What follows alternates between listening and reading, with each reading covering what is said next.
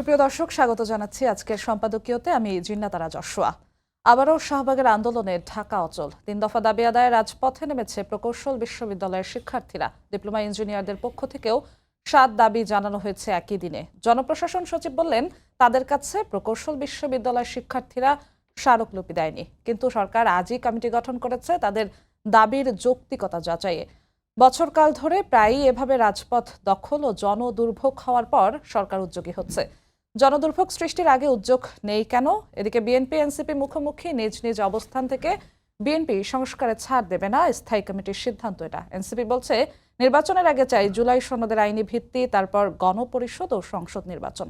প্রাসঙ্গিক বিষয় নিয়ে আজকের সম্পাদকীয় আবারও উত্তাল ঢাকা। আর এসব নিয়ে কথা বলতে আমাদের সঙ্গে স্টুডিওতে উপস্থিত আছেন আব্দুল হান্নান মাসুদ, সিনিয়র যুগ্ম মুখ্য সমন্বয়ক, জাতীয় নাগরিক পার্টি। আমাদের সঙ্গে কিছুক্ষণের মধ্যেই যোগ দেবেন অধ্যক্ষ মোহাম্মদ সেলিম ভূঁইয়া, সাংগঠনিক সম্পাদক, বিএনপি। দর্শক, আপনারাও এই আলোচনায় অংশ নিতে পারেন। এর জন্য আপনাদের ফোন করতে হবে টেলিভিশনে দেখানো নম্বরে। এছাড়া ফেসবুকের মাধ্যমেও আপনাদের মন্তব্য পাঠাতে পারেন। দর্শক, দেখছিলাম প্রধান শিরোনাম, যাচ্ছি আলোচনা। আমাদের সঙ্গে আরো একজন অতিথি এসে উপস্থিত হয়েছেন, অধ্যক্ষ মোহাম্মদ সেলিম ভূঁইয়া, সাংগঠনিক সম্পাদক, বিএনপি। আপনাকে স্বাগত সম্পাদকীয়তে। হান্নান মাসুদ, আপনাকে আরো একবার স্বাগত সম্পাদকীয়তে। হান্নান মাসুদ, আপনাকে দিয়ে আজকে শুরু করতে চাই। আজ সারাদিন যা হয়েছে নিশ্চয়ই দেখেছেন। প্রায় এভাবে রাজপথ দখল, জনদুর্ভোগের ঘটনা ৫ আগস্ট পরবর্তী সময় হয়েছে। ৫ আগস্টের আগে শিক্ষার্থীরা পুলিশের হাতে এমন মার খেয়েছে, আপনাকেও রক্তাক্ত অবস্থায় রাস্তায় আমরা বেশ কয়েকবার দেখেছি, আপনিও ভুক্তভোগী। ৫ আগস্ট পরবর্তী সময়েও যে ঘটনা ঘটেছে তার সংখ্যাটাও নেহাত কম নয়। শিক্ষার্থীরা যখন এভাবে মার খায়, যখন সরকারের তরফ থেকে আগে ভাগেই উদ্যোগ নেওয়া না হয়, তখন এই বিষয়গুলোকে আপনারা কিভাবে দেখছেন? ধন্যবাদ সহ আলোচককে। দেখেন যে বাংলাদেশের এমন একটা রাষ্ট্র ব্যবস্থা গড়ে তোলা হয়েছে, আপনি হয়তো আমার আজকের স্ট্যাটাসও দেখতে পাবেন। আমি আজকে বললাম যে এটা শুধুমাত্র যে একটা সেক্টরের সমস্যা সেটা না, বাংলাদেশের প্রতিটি রন্ধ্রে রন্ধ্রে সমস্যা রয়েছে। আপনার ৫৪ বছর ধরে আমরা এমন একটা স্ট্রাকচার আমরা দাঁড় করাইতে পারি নাই, বা যারা রাষ্ট্র ক্ষমতায় ছিল দাঁড় করাতে পারে নাই, যার কারণে এক এক দিন এক এক ইস্যু তৈরি হচ্ছে এবং এগুলোকে কেন্দ্র করে বারবার লড়াই হচ্ছে। আমি এটাকে খুব একটা সরল চোখে দেখতে চাচ্ছি না। আমি যেভাবে ফেসবুকে বাকযুদ্ধ দেখি, একইভাবে ডিপ্লোমা ইঞ্জিনিয়ার্স বনাম ইঞ্জিনিয়ার্সগণ, আপনার সাধারণ ইঞ্জিনিয়ার বিশ্ববিদ্যালয়ের যে এই ইঞ্জিনিয়ারগণ, তাদের মধ্যে যে বাকযুদ্ধ, যে লড়াই, যে অসম্মান দেখে আমি এটা মনে করি মূলত জুলাই আন্দোলনের ছাত্রদের যে শক্তি, সেটার বিভাজনের দিকে। আপনার সরকার ১ বছর ক্ষমতায় ছিল, ১ বছরে সরকার শিক্ষা কমিশন কেন করলো না? সরকার শিক্ষা কমিশন করলে অন্তত এই ধরনের ৫০টা আন্দোলন বন্ধ করা যেত। শিক্ষা কমিশনের রিপোর্টের মাধ্যমে হয়তো বা অনেক কিছু সমাধান হয়ে যেত। তো বারবার আপনার একবার ম্যাথসের শিক্ষার্থীদের আন্দোলন, এরপর এটার বিরুদ্ধে মেডিকেলের শিক্ষার্থীদের আন্দোলন, একবার ডিপ্লোমা ইঞ্জিনিয়ারদের আন্দোলন, আবার এটার বিরুদ্ধে বিশ্ববিদ্যালয়ে পড়ে অনার্স স্নাতক করা ইঞ্জিনিয়ারদের আন্দোলন। এই যে মুখোমুখি অবস্থা তৈরি করা, মূলত দেশ প্রতিটি ক্ষেত্রে বিভাজিত হচ্ছে। আর এই বিভাজিত আমরা প্রত্যেকে, আমি একটা আত্মসমালোচনা থেকে বলছি, আমরা থেকে শুরু করে, আমরা নিজেরা থেকে শুরু করে প্রত্যেকেই যেভাবে যমুনার দিকে মুভ করা শুরু করছে, এটা আসলে এটা সুন্দর হয় নাই প্রথম থেকেই। হয়তো বলতে পারেন আমাদের দেখানো পথে গেছে, সেটাও ভুল ছিল। আন্দোলনের জন্য যমুনাকে অবশ্যই সেফ রাখতে হবে এবং সবকিছুর জন্য যমুনামুখী যাওয়াটা মূলত রাষ্ট্রের ভঙ্গুরতাকে আমরা বিশ্বে। আপনারা যখন যমুনার দিকে গিয়েছিলেন তখন সেটা সহজ সমালোচনা করতেছি, এটা নিয়ে কিন্তু এখন কিন্তু সেটা দেওয়া হয় না। তাহলে সরকার কেন আপনাদের সময়? সরকার তখন আরো উইক ছিল বাস্তবতায়, বা আমি বলতে চাচ্ছি, আমি আমাদের যাওয়াটা সহই সমালোচনা করতেছি, সেটাকে বাদ দিয়ে সাইডে রেখে আমি সমালোচনা করতেছি না। আমি বলতে চাচ্ছি যে বারবার যখন আমরা যমুনার কাছে চলে যাওয়া যায়, এটা দ্বারা বোঝাচ্ছে রাষ্ট্র কত ভঙ্গুর, মানে রাষ্ট্রের শাসন ব্যবস্থা কতটা খারাপ, যে যে কেউ চাইলে রাষ্ট্রপ্রধানের, আপনার সরকার প্রধানের বাসভবন ঘেরাও করতে পারে। এই ক্ষেত্রে আমাদেরকে আরো বেশি দায়িত্বশীল হওয়া দরকার এবং সরকারের উচিত ভবিষ্যতে শিক্ষার্থীদেরকে সামনের দিকে, আমি দেখছি শুধু যে বিভিন্ন সেক্টরের শিক্ষার্থীদের আপনি তাদের নিজেদের যে ক্রাইটেরিয়া অনুযায়ী জব ডেসক্রিপশন না থাকার কারণে প্রত্যেকটা ক্ষেত্রে শিক্ষার্থীরা নিজেরাই মুখোমুখি হচ্ছে। ম্যাথস বনাম মেডিকেলের শিক্ষার্থী তো আমরা মুখোমুখি হতে দেখেছি, তাদের এরপর প্যারামেডিক্যাল শিক্ষার্থীদের ক্ষেত্রেও আমরা দেখেছি যে আয়ুর্বেদিক শিক্ষার্থী, হোমিওপ্যাথ শিক্ষার্থী, ডাক্তার লিখতে পারবে না। এগুলা কেন আন্দোলন করতে হবে? এইগুলোর কিন্তু জন্য কিন্তু আমি একটু যুক্ত করতে চাই হান্নান মাসুদ, আমি একটু থামাতে চাই। কিন্তু আপনি যেমনটা বললেন, আপনি আত্মসমালোচনা করলেন, কিন্তু যখন কেউ যায়, আপনাদের উদাহরণ দেই, আপনারা যখন যান তখন যখন বাধা দেওয়া হয় না, তখন যখন গরম থেকে বাঁচার জন্য ঠান্ডা পানি দেওয়া হয়, তখন কি অন্যরা আসলে ভেবে নেয় না হয়তো বা আমরাও গেলে না, আমাদেরও দেখেন তো এমন ভাবেই দেখা হবে? শুধু তখন আমরা যাই নাই, অনেক মানে আমাদের হ্যাঁ, আমি সামনে সারি বললাম যে কয়েকজন যারা লিড দিয়েছে, গিয়েছে, যারা এবং ঠান্ডা তো পানি যাওয়ার পেয়েছে, পরে তাদের সেখানে থেকে ঠান্ডা পানি অনুপ্রেরণা দেয় নাই, পাচ্ছে ঠান্ডা কিনা? পানি হচ্ছে সেখান থেকে সরে আসার পরে শাহবাগে ইন্টারকন্টিনেন্টালের দিয়েছে, সামনে থেকে শাহবাগে দিয়েছে। এবং হচ্ছে সেই জায়গার ক্ষেত্রে অনেক ধাক্কাধাক্কি হয়েছে, ইয়ে হয়েছে, সেখানে সরকার অ্যাকশনে যায় নাই। দেখুন অ্যাকশনে যাচ্ছে। আমি সরকারের কোনো ধরনের মানে হচ্ছে গণতান্ত্রিক আন্দোলনের ক্ষেত্রে কোনো ধরনের বল প্রয়োগ আমি ইয়ে করি না, সাপোর্ট করি না। সরকার চাইলে শিক্ষার্থীর উপর বল প্রয়োগ করতে পারে না, কিন্তু যেটা করতেছে এটা হচ্ছে সেই আগের আমলের মতো, হাসিনার আমলের মতো বা বিএনপির আমলের মতো। বারবার যেই আন্দোলন আমার পছন্দ হবে না আমি তার ক্ষেত্রে বল প্রয়োগ করব, যেটা আমার পছন্দ হবে আমি সেটাতে বল প্রয়োগ করব না। যেমন হচ্ছে আপনার ইয়েতে ঢাকা দক্ষিণ সিটির আন্দোলন নিয়ে কয়েক সপ্তাহ আপনার হচ্ছে যমুনা ব্লক করে রাখা হয়েছিল, নয়নের নেতৃত্বে কত আজে বাজে স্লোগান দেওয়া হয়েছিল, তখন তো এই অ্যাকশনে যাওয়া হয়নি। সব মিলিয়ে আমি মনে করি যে হচ্ছে শিক্ষা কমিশনের মাধ্যমে রাষ্ট্রের একটা গঠনতান্ত্রিক পরিবর্তন দরকার। এই পরিবর্তন যদি এখন সম্ভব না হয়, পরবর্তী যে সরকার ক্ষমতা আসবে সে ওইটা নিয়ে ভুগবে। বারবার বারবার বিভিন্ন আন্দোলনে ইয়ে করতে হবে। এই যে শিক্ষকদের ক্ষেত্রে আপনার দেখা যাচ্ছে মাধ্যমিকের শিক্ষকদের বেতন কাঠামো, প্রাথমিকের শিক্ষকদের বেতন কাঠামোর মধ্যে বিশাল বৈষম্য। তো এইগুলা নিয়ে তো সামনে আবার আন্দোলনে নামবে, মাঠে নামবে। এগুলা কেন সরকার আগ থেকে সমাধান করতেছে না? সরকার আগ থেকে কেন বসতেছে না? এটা তো হচ্ছে এই সরকার তো হচ্ছে অভ্যুত্থান পরবর্তী সরকার। শিক্ষার্থীদের নেতৃত্বে একটা আন্দোলন হয়েছে, অথচ শিক্ষা কমিশনই হয় নাই। এবং বেকার শিক্ষার্থীরাই বেশিরভাগ ক্ষেত্রে আন্দোলনের নেতৃত্ব দিয়েছে, তারাই জীবন দিয়েছে। কিন্তু তারপরে হচ্ছে তাদের জন্য একটা কয়টা আপনার নিয়োগ বিজ্ঞপ্তি হয়েছে, কয়টা নিয়োগ হয়েছে এক বছরে? সরকারের উচিত ছিল এই এক বছরের মধ্যে প্রচুর নিরপেক্ষ নিয়োগের ব্যবস্থা করা। এটা একটা এক্সাম্পল হয়ে থাকতে পারতো। আপনার যে পুলিশ প্রশাসন আগে ছিল তারা এখনো আছে, তাদেরকে দিয়ে আপনি আবারও শিক্ষার্থীদের পিটাচ্ছেন, তাহলে আবারও এরা আবারও হচ্ছে আপনার উত্তেজিত হয়ে আবারও পাল্টা আক্রমণ করবে। আপনারা তো এবং তো রাষ্ট্র শিক্ষার্থীদের চলতে পারে ভয়েস না। ছিলেন, 5 আগস্টের আগেও ছিলেন, 5 আগস্টের পরেও আপনারা শিক্ষার্থীদের ভয়েস। তো এরকম যখন বিচ্ছিন্ন ঘটনাগুলো ঘটে, তখন শিক্ষার্থীদের ভয়েস হয়ে আপনারা আসলে 5 আগস্টের পর কতটা করেছেন বলে আপনার মনে হয়? আমরা তো প্রত্যেকটা ক্ষেত্রে এই কথা বলেছি। আমি আজও বলছি, আজকে আমাদের প্রত্যেকে স্ট্যান্ড নিয়েছে প্রত্যেকের জায়গা থেকে। আমি আমার জায়গা থেকে স্ট্যান্ড নিয়েছি, এখানেও বলতেছি হচ্ছে শিক্ষার্থীদের উপর আপনি কোনো মতে এইভাবে আক্রমণ করতে পারেন না, এটা হতে পারে না। জি, আপনার কাছে আবার আসবো। অধ্যক্ষ মোহাম্মদ সেলিম ভাই, আপনার কাছে আসতে চাই। এই যে প্রায় এভাবে রাজপথ দখল হয়, জনদুর্ভোগ হয়, তারপরে সরকার উদ্যোগ নেয়। জনদুর্ভোগ সৃষ্টির আগে কেন উদ্যোগ নেওয়া যায় না, একটি প্রশ্ন। এবং আজকে দেখা গেল প্রজ্ঞাপন এক দুপুরের মধ্যে তৈরি হয়ে গেল, কিন্তু কাল রাত পর্যন্ত যখন 3 দফা দাবি দিয়ে শিক্ষার্থীরা সরে গেল শাহবাগ থেকে, রাতেও কোনো সিদ্ধান্ত আসলো না, সকালেও আসলো না। পরে যখন ব্যাপারটা দুপুর পর্যন্ত গড়ালো, পুলিশের হামলা পর্যন্ত গেল, তখন দেখা গেল যে কিছু সময়ের মধ্যে প্রজ্ঞাপন সামনে চলে আসলো। যে কেন হঠাৎ করে এতটুকু সময়ের মধ্যে প্রজ্ঞাপন জারি হয়ে যায়, কিন্তু আগে থেকে উদ্যোগ নেওয়া যায় না কেন?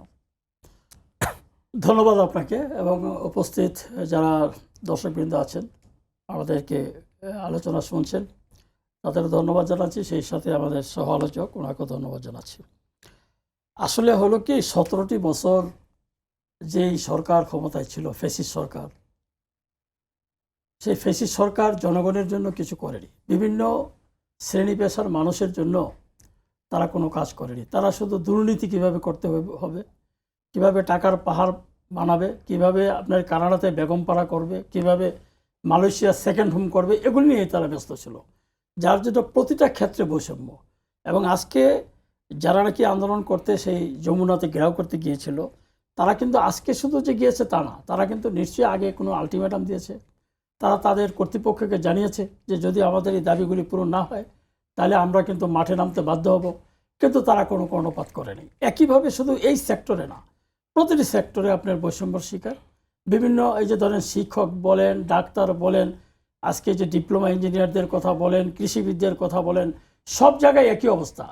এখন আমরা যখন বলি, আমি যদি শিক্ষকদের বেলায় বলি যে শিক্ষকদের আপনার একটা অবসর সুবিধা বোর্ড আছে, কল্যাণ ট্রাস্ট আছে, এই সরকার ক্ষমতায় আসছে আজকে 1 বছরের উপরে, আজ পর্যন্ত তারা এই বোর্ডটা গঠন করতে পারেনি। এটা আমার তো মনে হয় আমাদেরকে সময় দিলে আমরা 1 সপ্তাহের ভিতরে বোর্ড গঠন করে দিতে পারতাম। এদেরকে প্রথম যখন এই বোর্ড গঠন করার উদ্যোগ নিল, সেখান থেকে বলা হলো যে এনএসএ রিপোর্ট। আচ্ছা, এখানে এনএসএ রিপোর্ট কি আছে? এতদিন যাবৎ সেই 2002 সন থেকে অবসর সুবিধা বোর্ড চালু, কল্যাণ ট্রাস্ট চালু হলো 1990 সন থেকে।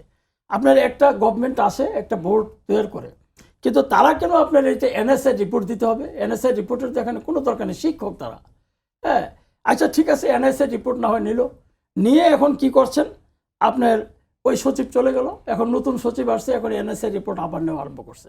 এতে করে এই যে 1 বছর যাবত আপনি এখান থেকে টাকা পাবেন, সেই টাকা আপনি ক্যান্সারের রোগী, আপনি হজে যাবেন, আপনার ছেলে মেয়ে বিয়ে দিতে পারছেন না, আপনি নানা রকম জটিল রোগে আপনার পরিবার মানে ভুগছে, সেখানে আপনি টাকাটা পাচ্ছেন না।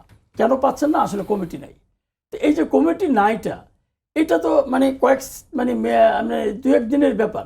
তো এটা যখন হচ্ছে না, এখন শিক্ষকরা আন্দোলনে নামবে। আমরা অলরেডি আলটিমেটাম দিছি, কিন্তু আলটিমেটামে যেহেতু কোনো কর্ণপাত হচ্ছে না, আমরা তো আন্দোলনে নামবো। কিছুদিন আগে দেখেছেন যে শিক্ষকরা আমরা আন্দোলন করেছি, এবং এটা আপনার দেখা যাচ্ছে যে আওয়ামী লীগের ফেসিস্ট সরকারের আমলে যারা সুবিধাভোগী ছিল এবং আওয়ামী লীগের বিভিন্ন কমিটিতে যারা ছিল, আওয়ামী লীগের সাথে যারা কাজ করেছে, তাদেরকে না শিক্ষা অধিদপ্তরের মহাপরিচালক বানাই দিয়েছে। আমরা আন্দোলনে নামতে বাধ্য হয়েছি, তারপরে তাকে বাইর করা হয়েছে। এই যে বিষয়গুলা, এই বিষয়গুলো যারা আছে এই 17 বছরে শেখ হাসিনার আমলে যারা আপনার বিভিন্ন দায়িত্বে ছিলেন, তারা কিন্তু এখন আছে এবং তারা চায় এই ধরনের অবস্থার সৃষ্টি হোক। তারা কোনো সলিউশন চায় না যে বিভিন্ন শ্রেণী পেশার মানুষ আন্দোলন চালাতে থাকুক, যে কোনো একটা ইস্যুতে আবার আমরা হাসিনাকে নিয়ে এখানে নিয়ে আসতে পারি, এই ধরনের একটা ষড়যন্ত্র এটার পিছনে কাজ করছে। আজকে উনিও কথাটি বলেছেন যে 1 বছর ক্ষমতায় আমরা মানে এই অন্তর্বর্তীকালীন সরকার। তো এই 1 বছর ক্ষমতার ভিতরে তো আপনার কোনো ভালো কিছু করতে পেরেছে? কোনো কিছুই। সংস্কারের নামে আপনার দীর্ঘস্থায়ী একটা আলোচনার আরম্ভ করেছেন, এই আলোচনারও কোনো আপনার ফল আমরা রেজাল্ট পাচ্ছি না। আবার কয়দিন পরে আপনার এত বছর হয়েছে বাংলাদেশে নতুন একটা সিস্টেম নিয়ে আসছে যে পিআরের কথা কি কেউ শুনেছেন? আপনি কি শুনেছেন? এখন পিআরের নাম দেওয়া যে কেউ বলছে যে পিআর যদি না হয় আমরা নির্বাচনে যাব না। আসলে নির্বাচন প্রসঙ্গে আমরা আসবো, নির্বাচন প্রসঙ্গে শেষের একটা অংশই আমরা রেখেছি, কিন্তু তার আগে এই আন্দোলন প্রসঙ্গে থাকতে চাই। হান্নান মাসুদ একটি কথা বলেছেন যে এনসিপি, তিনি আত্মসমালোচনা করে বলেছেন তারা যমুনার অভিমুখে গিয়েছিল, সেটা তাদের উচিত হয়নি, তারা যাওয়াটা শুরু করাতে একজন এক একভাবে গিয়েছে। এবং তিনি একটা বিষয় যুক্ত করেছেন যে শুধু তারা নয়, বিএনপিও গিয়েছিল ইশরাক হোসেনের মেয়র করার দাবিতে এমন আন্দোলন হয়েছে। তখন আমরা দেখেছিলাম যে রীতিমতো স্টেজ বানিয়ে ফেলা হয়েছিল, বিভিন্ন স্লোগান কয়েকদিন সেটা আমার স্পষ্ট মনে নেই, কয়েকদিন ধরে সেখানে অবস্থান করেছিলেন বিএনপির নেতাকর্মীরা। তখন এরকম পুলিশের সাউন্ড গ্রেনেড নিক্ষেপ বা এরকম কোনো ভূমিকা আমরা দেখিনি, যেমন এনসিপির বেলায় আমরা দেখিনি। আপনার কি মনে হয় যে বিএনপিকে কেন তখন ছাড় দেওয়া হয়েছিল? না, মব জাস্টিস যেটা, এটা তো কারোর জন্যই ভালো না। আজকে এনসিপি যাক, কালকে বিএনপি যাবে, পরের দিন আবার আরেকটা পার্টি যাবে, এবং এখানে কোনো তারা আসলে হলো কি, প্রশাসন তো চলছে না এখন। এখানে আপনার কাকে দিয়ে এটাকে তারা আপনার সুরাহা করবে, সমাধান করবে, এই সমাধানের পথ তারা খুঁজে পাচ্ছে না। এখানে এটাই আসছে আমার বিষয়ে যে এখানে যারা এখনও আপনার যাদেরকে দিয়ে প্রশাসনের যে সমস্ত লোকগুলি বসে আছে, তারা আওয়ামী লীগের লোক, ফেসিস্ট সরকারের লোক। তবু আপনাদেরকে ছাড় দিয়েছিল, সেই জন্য তারা ছাড় দিয়েছে। তারা তো একটা যে আমরা তো এই অবস্থায় আছি, এখন যদি আমরা কিছু করতে যাই তাহলে আমাদের সমস্যা। এরা হলো সবার সাথে এখন মিলে চলতেছে, যে এনসিপির সাথে এনসিপির কথা বলে, বিএনপির সাথে বিএনপির কথা বলে, জামাতের সাথে জামাতের কথা বলে, যেভাবে তারা টিকে থাকতে পারে, এটা হলো তাদের। কিন্তু আসলে তারা কি গোপনে যে কাজগুলি করছে, যে আওয়ামী লীগকে কীভাবে পুনর্বাসন করা যায়, এটি হলো তাদের এখন মূল উদ্দেশ্য। এই জন্যই আমাদের এই প্রশাসনকে ঢেলে সাজানো উচিত ছিল। এই সংস্কারের কথা বলে এবং বিভিন্ন কথা বলে এই সরকার 1 বছর যে ঝুলিয়ে রেখেছে দেশবাসীকে, এটা তারা উচিত করেনি। এবং এটার জন্যই এই যে আজকে মানুষ আবার রাস্তায় নেমে এরকম মব জাস্টিস করছে। তার মব জাস্টিসকে থামানোর জন্য যে প্রশাসনের দরকার, আইনশৃঙ্খলা বাহিনীর দরকার, সেগুলি নাই। আজকের আন্দোলন মব জাস্টিস না? শিক্ষার্থীরা বলেছেন যে তাদের, হ্যাঁ, শিক্ষার্থীরা তাদের আন্দোলনে নামছে, একই অবস্থা, যে শিক্ষার্থীরা তাদের যে আন্দোলনে নেমেছে তাদের ন্যায্য অধিকার আদায়ের জন্য নেমেছে। আপনি দেখেছেন কিভাবে পুলিশ ছাত্রটার উপরে কিভাবে আপনার লাঠিপেটা করেছে। এটা কি কোনো আপনার সভ্য সমাজে কি এটা আমরা আশা করতে পারি? তো এখন এই যে বিষয়গুলি যারা করেছেন, আপনি খবর নিয়ে দেখেন যে এই পুলিশগুলি আপনি ম্যাক্সিমামই এখানে তারা আওয়ামী লীগের দোসর, তাই বলেই তারা এই ধরনের ঘটনা আজকে করতে পেরেছে। আমরা এটা তীব্র নিন্দা জানাই এবং আমরা মনে করি যে ছাত্রদের যে ন্যায্য দাবিগুলো, সেই দাবিগুলো আজকে যদি প্রজ্ঞাপন করতে পারে, আপনি যে কথাটি বলেছেন, এই প্রজ্ঞাপনটা কেন তারা 3 দিন আগে করতে পারলো না? তাহলে থামাই দেওয়া যেত। আমি মনে করি এটা ইচ্ছা করে এক শ্রেণীর লোক এটার সাথে জড়িত এবং তারা ইচ্ছা করে এই কাজগুলি করছেন। জি, আপনাকে ধন্যবাদ। হান্নান মাসুদ, আপনার কাছে আসতে চাই। শিক্ষার্থীদের 3 দফা দাবি ছিল, তারপরে এই দুপুরের ঘটনার পরে 5 দফা দাবি হয়ে গেছে। তার মধ্যে থেকে আমি 3টা দাবির কথা বলতে চাই। যারা বলেছেন স্বরাষ্ট্র উপদেষ্টা জাহাঙ্গীর আলম চৌধুরীকে শিক্ষার্থীদের কাছে এসে ক্ষমা চাইতে হবে এবং জবাবদিহি করতে হবে। 3 নম্বরে বলেছেন আন্দোলন চলাকালে সব শিক্ষার্থীদের সুরক্ষা নিশ্চিত করতে হবে, এই যৌক্তিক আন্দোলনে আর কোনো হামলা করা যাবে না, এই নিশ্চয়তা দিতে হবে। তারপরে তারা বলেছেন হামলাকারীদের দ্রুত গ্রেফতার করে চাকরি থেকে বহিষ্কার করতে হবে। 5 নম্বরে বলেছেন হামলার জন্য তারা ডিসি মাসুদকে বহিষ্কার করতে হবে। এই যে দাবিগুলো আছে সেই দাবিগুলোর সাথে জুলাই আন্দোলন যখন হয়েছিল তখন আপনারা যে দাবিগুলো দিয়েছিলেন তার সাথে কিছু কিছু দাবির সাথে অনেকটা সামঞ্জস্য আছে। আপনার কি মনে হয় যে এখন সরকার আছে এই দাবিগুলো মানা সরকারের পক্ষে সহজ বা সম্ভব? এই সরকারের পক্ষে তো সহজ ছিল আরো আগেই, এই সরকার তো করে নাই। এই সরকার এরকম একটা গণহত্যার পরে কয়জন পুলিশকে অ্যারেস্ট করছে, কয়জন পুলিশকে সাসপেন্ড করছে। 1 বছর পরে এসে আপনার 37 জনকে কর্মক্ষেত্রে অনুপস্থিত থাকার কারণে আপনার হচ্ছে বহিষ্কার করছে। হত্যাকাণ্ডের জন্য কয়জনকে বহিষ্কার করছে? এই সরকার তো করে নাই। এই সরকার শুধু জুলাইয়ের নাম বিক্রি করে বসে আছে। এই সরকারকে যত কথাই বলি, এই সরকার যখন যার কাছে গেলে সরকার নিজেদেরকে সেফ ফিল করে তখন তার কাছে যায়, তখন তাকে ব্যবহার করে। সরকার মনে হয়েছে যে এক পর্যায়ে এসে একসময় মনে হইতো যে হচ্ছে না, আমরা এই বৈষম্য বিরোধীদের সাথে বেশি বেশি বসলে আমরা মনে হচ্ছে সে মানুষের খুব ভালো পাবো, সাপোর্ট পাবো এবং হচ্ছে আমরা সরকারে দীর্ঘস্থায়ী হইতে পারবো। তখন তারা সেটাই করেছে। আবার যখন মনে হয়েছে যে না, এখন বিএনপি ছাড়া উপায় নেই, তখন বিএনপির কাছে গিয়ে আত্মসমর্পণ করছে। সরকার আসলে হচ্ছে বসে বসে প্রত্যেকটা উপদেষ্টা বসে বসে হচ্ছে মন্ত্রণালয় চালাচ্ছে। এদের কেউই তার নিজের মন্ত্রণালয়ের চোর বাটপারগুলোর বিরুদ্ধে কোনো অ্যাকশন নেয়নি।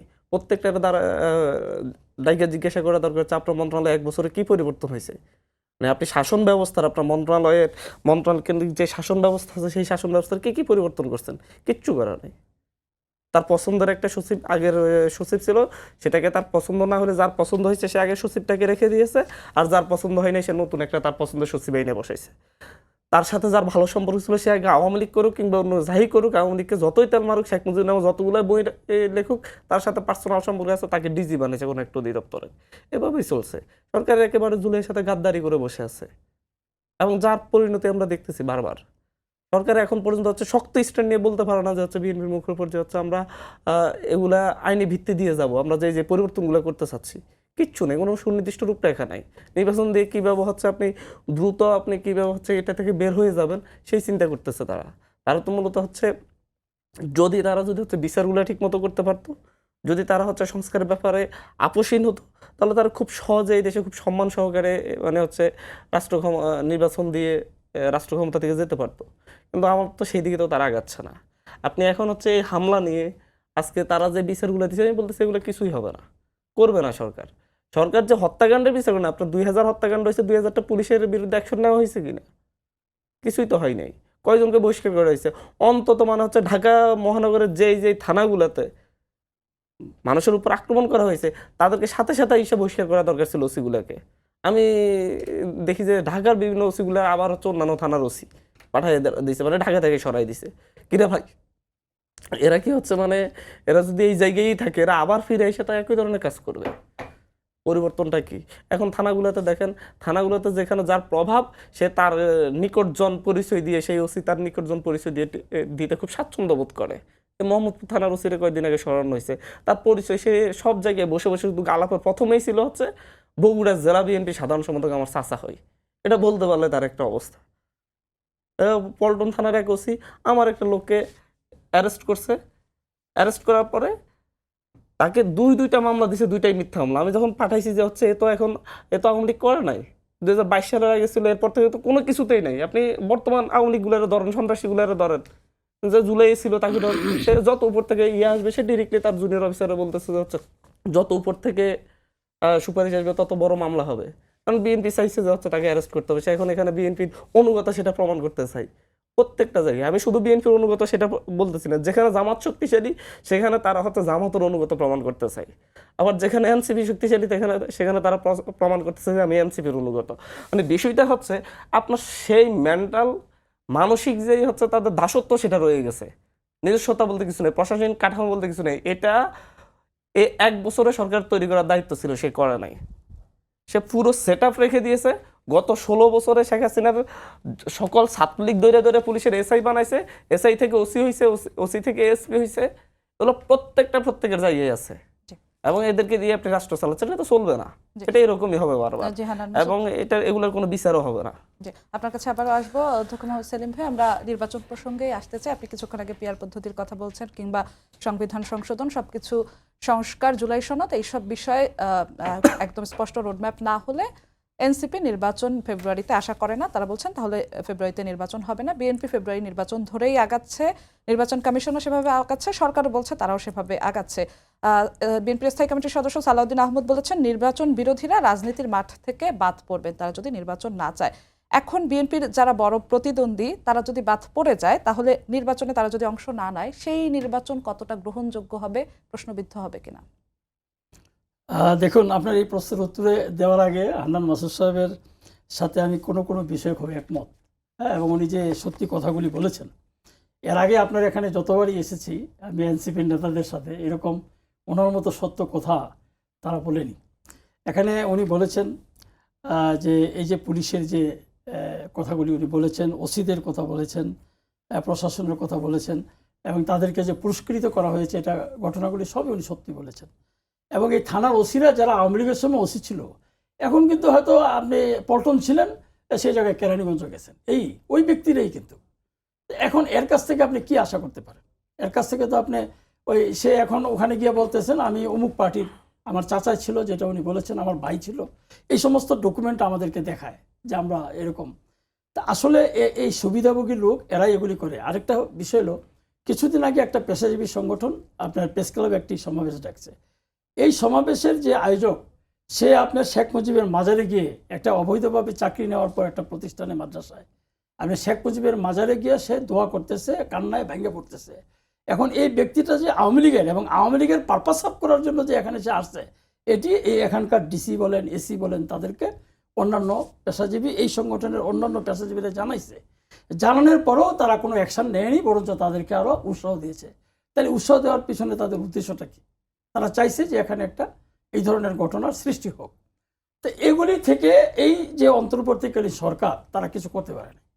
তারা আসলে হত্যাকাণ্ডের বিচার, এই হত্যাকাণ্ডের বিচার তো তাদের দ্বারা সম্ভবই না, কারণ হত্যাকাণ্ডের বিচার করতে হলে তো আইনের মাধ্যমে যেতে হবে। আইনের মাধ্যমে যখন যাবে তখন তো একটা সময়ের ব্যাপার, সেই সময়টা কোথায় পাবে? এখন নির্বাচনটা আপনি আমাকে বলেছেন, আমি এই জায়গায় চলে আসলাম যে নির্বাচনে এনসিপি বলছেন যে পিআর ছাড়া হবে, মানে পিআর ছাড়া ফেব্রুয়ারির যে নির্বাচনটা ওনারা যাবে না। আরও হয়তো অন্যান্য পার্টি বলতে পারে। আমরা কিন্তু নির্বাচন চেয়েছি ডিসেম্বরে, আমরা কিন্তু ফেব্রুয়ারির কথা বলিনি, আমরা ডিসেম্বরে চেয়েছি।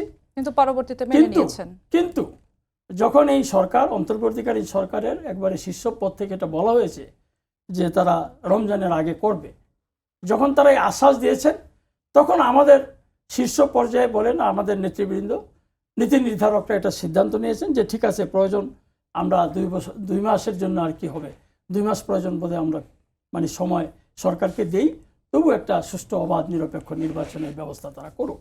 আমাদের নেতা তারেক রহমান সাহেব কিন্তু প্রথম থেকে বলছেন যে একটা সুষ্ঠু অবাধ নিরপেক্ষ নির্বাচনের জন্য মাঠ পর্যায়ে এই অন্তর্বর্তীকালীন সরকারের যেহেতু কোনো দল নাই, সুতরাং তাদের তো সাপোর্ট লাগবে, এই সাপোর্টটা আমরা দিতে হবে, এবং এভাবে আমাদের নির্দেশনা দেওয়া আছে।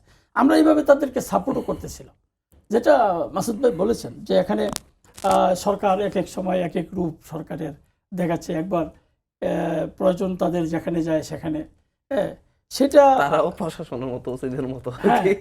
এটা আপনাদের পক্ষে আছে বাহ্যিক দিক এমনটাই। থেকে এটা মনে হয়, কিন্তু আমি মনে করি যে হয়তো এটা না, তারা একটা সুষ্ঠু নির্বাচনের জন্য, যেহেতু বিএনপি একটা বড় রাজনৈতিক দল বাংলাদেশের, এটা ব্যাপক সমর্থন। আমি আজকে একটা এই সম্মেলন করে এখানে আসছি, এই জন্য রাস্তায় ওই যে আপনার শাহবাগের মোড়েও ব্যারিকেড, আপনার এই কাটাবনও ব্যারিকেড, কোনো দিক দিয়ে আসতে পারতেছিলাম না, এই জন্য একটু দেরি হয়েছে। তো ওখানে আপনার হাজার হাজার জনতা, সম্মেলনে।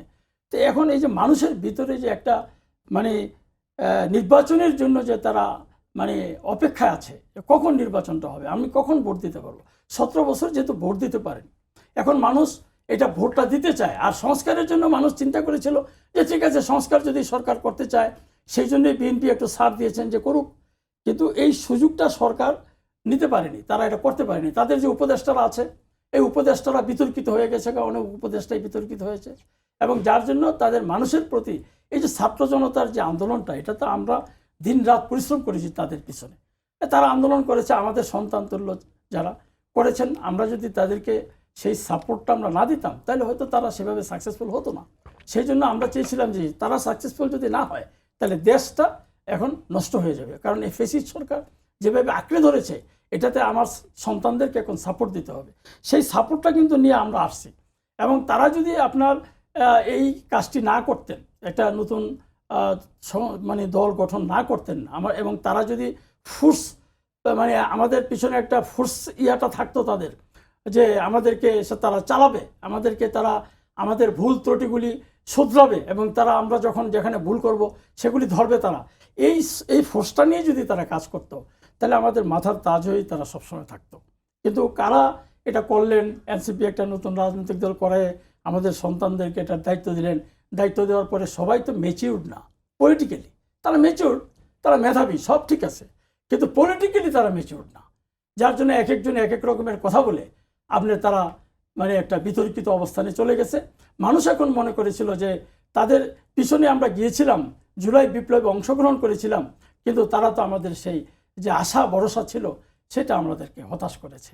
সেই জন্য এখন কিন্তু তারা ডাক দিলে আর সেই না, তাদের সাথে আপনাদের যে ঐক্য ছিল সেই ঐক্যটাই কিছুটা বিভাজন দেখা যাচ্ছে। যে আমার প্রশ্নটা এই জায়গাতেই ছিল, যদি আপনাদের বড় প্রতিদ্বন্দ্বী যারা এনসিপি জামাত তারা যদি নির্বাচনে না আসে তাহলে সেই নির্বাচন প্রশ্নবিদ্ধ হবে কিনা, গ্রহণযোগ্য হবে না, এখনকার আওয়ামী লীগের সময় নির্বাচন আর এখনকার যে এই সরকারের আমলে যে নির্বাচন হবে এটা কিন্তু এক না।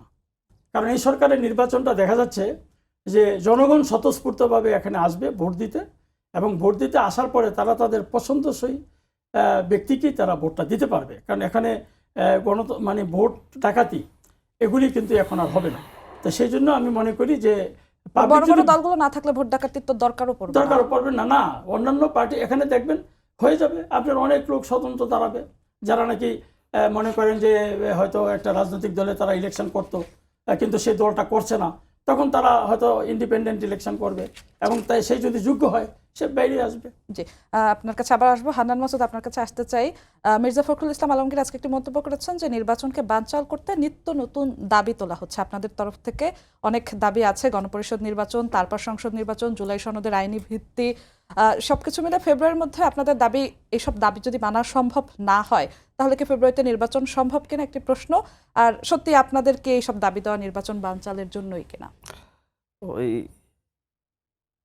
আওয়ামী লীগের শাসন আমলে যদি হচ্ছে আওয়ামী লীগের দুঃশাসন নিয়ে কথা বলা হতো তাহলে বলতো মুক্তিযুদ্ধ বিরোধী। আবার হচ্ছে 14-18 ইলেকশন আগে যখন তত্ত্বাবধায়ক সরকার চাইতো বলতো নির্বাচন বানচালের চেষ্টা, অনির্বাচিত সরকারকে ক্ষমতায় আনার অপচেষ্টা, 1-11 গঠানোর চেষ্টা আওয়ামী লীগ বলতো। ঠিক মানে ওই বিএনপিও এখন ওই ভাষাগুলো মানে সবকিছুতে ষড়যন্ত্র দেখতেছে। আমরা তো বলছি না নির্বাচন বানচালের কথা, আমরা বলছি লেভেল প্লেয়িং ফিল্ডের কথা। আপনি লেভেল প্লেয়িং ফিল্ড তো তৈরি করতে পারতেছেন না, আপনি কারে ইলেকশন দেবেন? ওই যে ভাই বললো যাচ্ছে যদি অন্য রাজনৈতিক দলগুলো না আসে, এটা তো আগে আওয়ামী লীগের মতো নির্বাচন না, স্বতন্ত্র দাঁড়াবে, স্বতন্ত্র দাঁড়া মানে ওই যে আওয়ামী লীগ যেরকম ধামে ইলেকশন করাইছে, স্বতন্ত্র দাঁড় করায় সেরকম একটা ইলেকশন। মানে আওয়ামী লীগের আমলে আওয়ামী লীগের কাছে সহি, আর বিএনপির আমলে আসলে বিএনপির কাছে সহি, বিএনপি যদি চাই আর কি, যার যেটা পক্ষে যায়। এর বাইরে বাংলাদেশের গণতন্ত্র এই কারণেই দাঁড়ায় নেই। বাংলাদেশের গণতন্ত্র 90 যখন একটা ভিত্তি তৈরি হচ্ছিল তখন 96-তে এসে আবার মুখ থুবড়ে পড়েছে।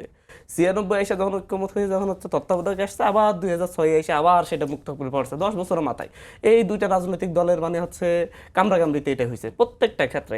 আবার 2 বছর রক্ত দেওয়ার পর 8 সালে আবার এসে যখন হচ্ছে একটা স্থিতিশীলতার আশা দেখেছে সবাই, তারপর আবার সেটা তত্ত্বাবধায়ক সরকার ব্যবস্থা বাতিলের মধ্য দিয়ে আবার শুরু হয়েছে। তা আমি বিষয়টা বলতে চাচ্ছি যাচ্ছে এইরকম উদাসীন হলে তাহলে এই 24 সহ তাহলে হচ্ছে এই প্রজন্মে কিন্তু জবাব দিবে। 86 পরে 86-তে নির্বাচনে অংশগ্রহণের জন্য আওয়ামী লীগকে 91-তে জবাব দিয়েছে, বিএনপি 18 রাতের ভোটকে বৈধতা দেওয়ার কারণে জবাবটা পাবে। আপনার আমরা বলছি না যে হচ্ছে ফেব্রুয়ারিতে ইলেকশন হতে পারবে না, আমরা বলছি যে হচ্ছে ওই যে সরকারকে যে দায়িত্বগুলো দেওয়া হয়েছে, এই সরকারের দায়িত্ব কি? গতানুগতিক তত্ত্বাবধায়ক সরকার নির্বাচন দিয়ে 3 মাস পর সরে যাবে, 6 মাস পর সরে যাবে, এই দায়িত্ব সরকারের দায়িত্বগুলো কি সেটা দেয়ালে দেয়ালে কিন্তু হচ্ছে জুলাই অভ্যুত্থানের সময় সবাই লিখে দিয়েছে। সরকার সেই দায়িত্বগুলো পালন করতেছে কিনা? আমাদের একটা নতুন কনস্টিটিউশন দরকার, আমাদের একটা নতুন কনস্টিটিউশন দরকার। আমরা 71-এর মুক্তিযুদ্ধকে আমরা সবাই সম্মান করি, কনস্টিটিউশন চেঞ্জ মানে মুক্তিযুদ্ধ ইতিহাস পরিবর্তন হয়ে যাবে তা না। কনস্টিটিউশন চেঞ্জ মানে আমরা নতুন রিপাবলিক পাচ্ছি, নতুন পরিবর্তন পাচ্ছি। অথবা হচ্ছে যদি আপনি যদি সেটাতে যদি ভয় পান, আপনি যেই বিষয়গুলোতে একমত হয়েছেন, নোট অফ ডিসেন্ট দিয়ে রাখছেন 6টাতে, 6টা কি 7টাতে, সরি 8টাতে নোট অফ ডিসেন্ট দিয়ে রাখছে, যেটা সবচেয়ে গুরুত্বপূর্ণ বিষয়, দুদক ইস্যু, তত্ত্বাবধায়ক ইস্যু, আপনার হচ্ছে পিএসসি ইস্যু সহ মানে সবচেয়ে গুরুত্বপূর্ণ ইস্যুগুলোতে বিএনপি নোট অফ ডিসেন্ট দিয়ে রাখছে। বিএনপি ক্ষমতায় আসলে এটা করবে না, ডিরেক্ট বলে দিচ্ছে। মানে হচ্ছে যে এই বিষয়গুলোতে বাকি সকল দল একমত হয়েছে সেই বিষয়গুলোতে, তাহলে আপনার বিএনপি এসে কি পরিবর্তন করবে, সংস্কারে কি মূল্য দেখাবে? ওই যে আমরা 11টাতে তো সবাই একমত হয়েছি, আবার হচ্ছে এরপরে বাকি 159-এর মধ্যে যেগুলো হচ্ছে সাধারণত এটা প্রশাসনিক কাঠামোর কোনো সেন্স না, শাসন ব্যবস্থার কোনো সেন্স না, সেগুলো দেখাই এই মূলত এই দেশের মানুষ গ্রহণ করবে না। আপনার যে 19টা বিষয় একমত হয়েছে সেই 19টা বিষয়ের ভেতরে গণভোট হোক, অথবা গণপরিষদের মাধ্যমে এগুলো সংবিধানে কিভাবে একত্রিত করা যায়, গণপরিষদ গঠন করে সেটা করা হোক, নির্বাচন হোক, একসাথে গণপরিষদ একই সাথে সংসদ ইলেকশন হোক, সমস্যা নাই তো। তারা গণপরিষদের দায়িত্ব পালন করে, এরপর এটা সংসদ হিসেবে থাকবে, যেটা 72-এ হয়েছিল। হইতে পারে সবকিছু, কিন্তু কথা হচ্ছে আপনার সদিচ্ছা কতটুকু। স্যার বললো না যে হচ্ছে আপনার সরকার এটার সুযোগ হারাইছে, সরকারের সুযোগই দেওয়া হচ্ছে না। বিএনপি ডিরেক্ট বলতেছে এটা আমরা করবো, আপনারা করতে পারবেন না। আমরা করবো বলতে কোনটা? আমরা 11টা করবো, বাকি 8টা ইস্যুতে আমরা নোট অফ ডিসেন্ট দিয়ে রাখছি যেটা আমরা করবো না। এটা এই মৌলিক পরিবর্তন, মৌলিক সংস্কার, এগুলোর নিশ্চয়তা ছাড়া নির্বাচন হবে না। এটা ফেব্রুয়ারিতে কেন, এটা আরো 5 বছরও হবে না যদি হচ্ছে আপনি যদি এইভাবে যদি হচ্ছে ইয়ে করে থাকেন। কারণ 24-এর রক্ত দেওয়ার পরে আপনি আবার 96-এর সম্ভাবনা রেখে দিবেন, আবার 2006-7-এর 11 সম্ভাবনা রেখে দিবেন, সেটা হইতে পারে না। সেই সম্ভাবনাকে ধূলিসাৎ করার জন্য 24 বছর, আবার হচ্ছে শেখ হাসিনার দুঃশাসনের সম্ভাবনাকে ধূলিসাৎ করার জন্য আছে। আমরা সবাই মিলেই রাজপথ আছে, আমাদের পিছনে কত লোক আছে। এই যে কিছুদিন পর আমরা যখন রাজপথে নামবো তখন দেখা যাবে আর কি, সবাই মিলে যখন নামবো। হান্নান মাসুদ, আপনাকে অসংখ্য ধন্যবাদ। সেলিম ভাই, একদম শেষ সময় আপনার কাছে আসতে চাই, একদম 2 মিনিটে আপনি শেষ করবেন। আজকে মির্জা ফখরুল আরো একটি কথা বলেছেন, গণঅভ্যুত্থানের 3 মাসের মধ্যে জাতীয় নির্বাচন হলে বাংলাদেশের অর্থনীতির বা বাংলাদেশের এই বেহাল অবস্থা দেখতে হতো না, এমনটাই তিনি মনে করেন। 3 মাসের মধ্যে আদৌ কোনো একটা সুষ্ঠু নির্বাচন দেওয়া সম্ভব হতো কিনা? কারণ আপনারাই সব থেকে বেশি আইন শৃঙ্খলা পরিস্থিতি নিয়ে মন্তব্য করেছিলেন যে আইন শৃঙ্খলা পরিস্থিতি ভালো নেই, এবং এটি একটি প্রশ্ন। আবার আরেকটি প্রশ্ন হচ্ছে যে ফেব্রুয়ারিতে একটি সুষ্ঠু নির্বাচন হবে, এটা সত্যি আপনারা মনে করেন কিনা? আপনার ছোট করে শেষ করতে যেটা হবে, আমরা বলেছেন শেষের দিকে যে এসেছি। 3 মাসের মধ্যে যে নির্বাচনটা গণঅভ্যুত্থানের পরে, এটা অফকোর্স এটা তো আপনি দেখিয়ে দিয়েছে 1990-তে। 1990-তে শাহাবুদ্দিন সাহেব, বিচারপতি শাহাবুদ্দিন সাহেব 90 দিনের সময় ছিল ওনাকে। ওনার এই 90 দিনের মধ্যে উনি একটা সুষ্ঠু অবাধ নিরপেক্ষ নির্বাচন করে জাতিকে উপহার দিয়েছে, যেই নির্বাচনটা বাংলাদেশে আর কোনো নির্বাচনের সাথে এটা মিলানো যাবে না, এরকম নির্বাচন উনি করে দিয়েছেন। এখন ইতিহাসে সেটা আছে। আর লেভেল প্লেইং ফিল্ডের কথা যেটা বলেছেন মাসুদ ভাই, লেভেল প্লেইং ফিল্ডটা কার সাথে হয়? আর লেভেল প্লেইং ফিল্ড যতই করা, এক্ষেত্রে 95-এর সাথে 5-এর তো লেভেল প্লেইং ফিল্ড হয় না। লেভেল প্লেইং ফিল্ড করতে হলে সমানে সমানে গিয়ে যেতে হবে। তো সেইটা সামর্থ্যতা আমাদের আছে কিনা। আর গণভোট, গণপরিষদের এখানে কোনো সুযোগ নাই। এখন মানুষ চাচ্ছে আমি 30 সেকেন্ডে শেষ করছি। শেষের কথাটা যেটা ছিল আপনার গণ অভ্যুত্থানেরটা আরেকটা কি জানি বলেছিলেন, নির্বাচন, সুষ্ঠু নির্বাচন সম্ভব কিনা ফেব্রুয়ারিতেই?